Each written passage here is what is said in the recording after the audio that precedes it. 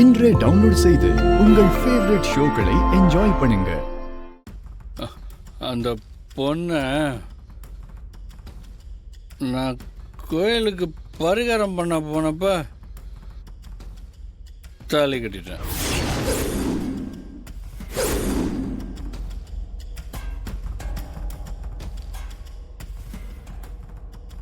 பாவண்டா லக்ஷ்மி, அதான் நான் அவளை காப்பாத்த அப்படி பண்ணேன். ஏன்டா இப்படி பண்ண? எனக்கு வேற வழி தெரியல மயில, தெரியல. நம்ம மகா மாதிரி தானே. நான் தாலி கட்டின லக்ஷ்மியும் எங்கேயோ கஷ்டப்படுவாடா. டே லக்ஷ்மி பாவம்டா, பாவம். மகாவும் பாவம். நீ சொல்ற நான் பண்ண தப்பு தானே. அவளுக்கு இந்த ஊர்ல யாரையுமே தெரியாதுடா. என்ன நம்பி தானே வந்தா. அவளுக்கும் என் கூட வாழணும்னு ஆசை இருந்திருக்கும்ல. லக்ஷ்மி பாவண்டா மயில. ஆனா என்னை லவ் பண்ண திவ்யாவும் பாவண்டா மயில. அதே மாதிரி அந்த லக்ஷ்மியும் பாவண்டா. இப்ப எனக்கு என்ன பண்றதுன்னே தெரியல. என்ன பண்ணட்டும்? நான் தான் தப்பு பண்ணிட்டேன். நான் அப்பவே ஊருக்காரங்க எல்லாத்தையும் சொன்னேன். அவங்க யாருமே நான் சொல்றத கேட்கல. ஆனா அவளை காப்பாத்துறதுக்கு அப்ப வேற வழி தெரியலடா. கிழவனை பிடிச்சி அவளுக்கு கல்யாணம் பண்ணி வைக்க பார்த்தாங்கடா. அவ சின்ன பொண்ணு, பாவம் இல்ல. இப்ப அந்த லக்ஷ்மி என்னை விட்டு எங்கேயோ போயிட்டா. எல்லாமே என்னாலதான். நான் மட்டும் அவர் வாழ்க்கையில வராம போயிருந்தா அவருக்கு இப்படி ஒரு நிலைமை வந்திருக்காது. இப்ப அவர் கல்யாணம் பண்ணிக்கிட்ட விஷயத்த மயிலண்ண கிட்ட வேற சொல்லிட்டாரு. நான் இங்க இருக்கிற ஒவ்வொரு நிமிஷமும் என்னால அவருக்கு பிரச்சனை மட்டும்தான். அவரும் திவ்யாக்காவும் ரொம்ப நல்லவங்க.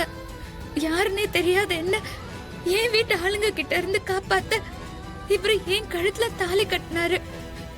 திவ்யாக்கா என்ன பத்தி எதுவுமே தெரியாம என்ன கூட பிறந்த பொறப்பு மாதிரி பாசம் காட்டி பாத்துக்கிறாங்க.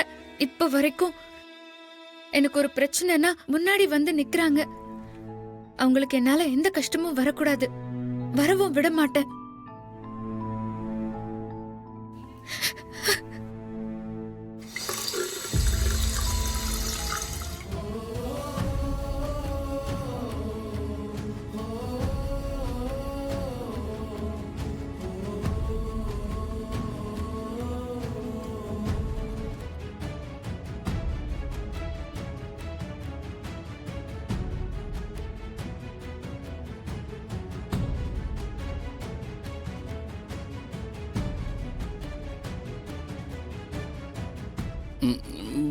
போதும், தேங்க்ஸ். இன்னும் ஒரு வாய் சாப்பிடுங்க. போதும். தண்ணி மட்டும் கொடுக்குறியா?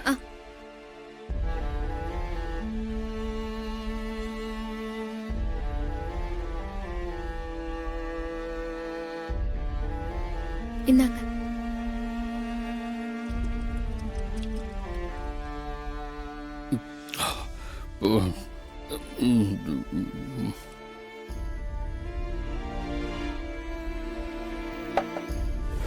அந்த பொண்ணால எந்த பிரச்சனையும் வராது, நம்புங்க. நல்லவங்களுக்கு நல்லதுதான் நடக்கும்னு. சாமி மாதிரி சொல்ற மகா. நானும் அப்படிதான் நடக்கணும்னு கடவுள்கிட்ட வேண்டிக்கிறேன். பிரச்சனை இல்லாம இருந்த அவன் வாழ்க்கையில ஆண்டவன் ஏன் தான் இப்படி பண்றான்னு தெரியல. எது எப்படி இருந்தாலும் இந்த குடும்பத்துக்கு எந்த பிரச்சனையும் வந்துடவே கூடாது. மகா, நீயும் அவனுக்காக வேண்டிக்கும் மகா. சரிண்ணே. அண்ணா, நான் சொன்னது நடக்குதா இல்லையான்னு பாருங்க.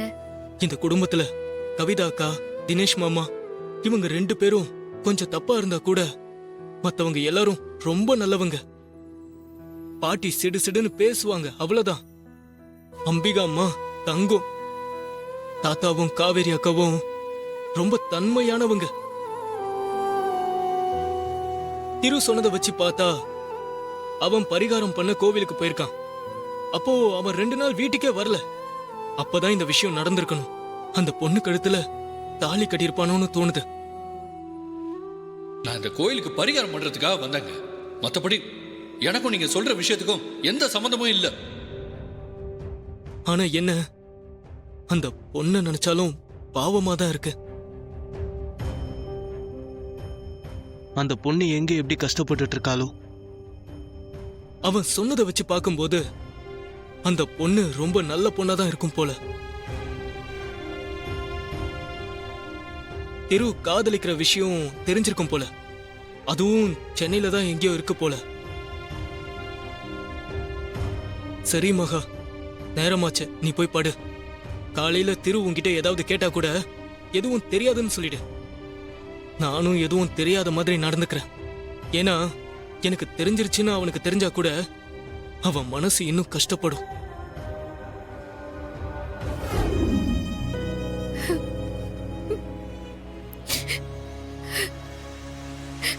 அம்மா, ஏம்மா என் வாழ்க்கையில இப்படி எல்லாம் நடக்குது? எதிரில இருக்கிறது நான் தானே தெரியாம அவர் என்ன பத்தியே என்கிட்ட சொல்லிட்டு இருக்காரு. அவரு வருத்தப்பட்டு கலங்கி போய் என்ன நினைச்சு குற்ற உணர்ச்சியோட பேசுறத என்ன கேட்க வைக்கிறது விதி. இது என்ன கொடுமை? என்னால இந்த வலிய தாங்க முடியல. ரொம்ப வலிக்குது. அவரு நிலைமைய பார்த்தா ரொம்ப பாவமா இருக்கு. அவருக்கு குடிக்கிற பழக்கமே இல்லைன்னு மயிலண்ணன் சொன்னாரு. இப்ப என்ன நினைச்சு வருத்தப்பட்டு குடிச்சிட்டு வந்திருக்காரு. எல்லாம் என்னாலதான்.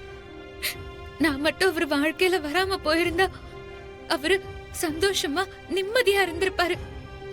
மயிலண்ணன் பயப்படுற மாதிரி இந்த குடும்பம் எப்பவும் என்னால உடைஞ்சு சிதறிடக்கூடாது. என்ன காப்பாத்த வந்தவருக்கு இப்படி ஒரு சிக்கலை நானே கொடுத்துட்டேனே. என்ன பிரச்சனையில இருந்து காப்பாத்த வந்தவருக்கு இப்படி நானே பிரச்சனையா மாறி நிக்கிறேன். என்னால அவரு வாழ்க்கை தப்பா போயிடக்கூடாது. அவரு நல்லா இருக்கணும்.